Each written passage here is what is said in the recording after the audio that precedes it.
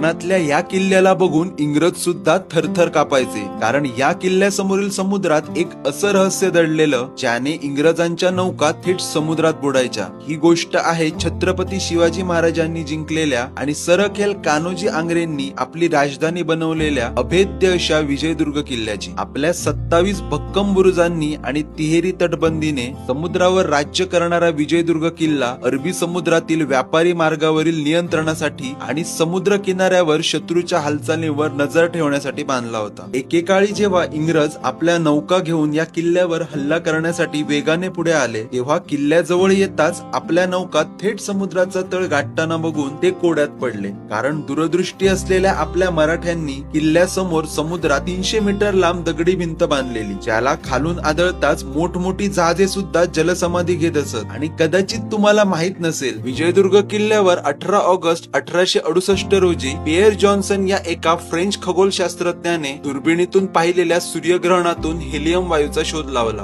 अशाच वैज्ञानिक आणि ऐतिहासिक क्षणांचा साक्षीदार असणाऱ्या विजयदुर्ग किल्ल्याला युनेस्को वर्ल्ड हेरिटेज साइट म्हणून नामांकित केले गेले। आजही या किल्ल्यावर फिरताना इथले भक्कम बुरुज, दारुगोळ्यांची कोठारं, रहस्यमयी भुयारी मार्ग आणि अशा अनेक गोष्टी मराठ्यांच्या शौर्याची आणि अफाट बुद्धिमत्तेची साक्ष देतात। आणि हाच थरार जवळून अनुभवायला तुम्ही एकदा तरी विजयदुर्ग किल्ल्यावर भेट दिली पाहिजे।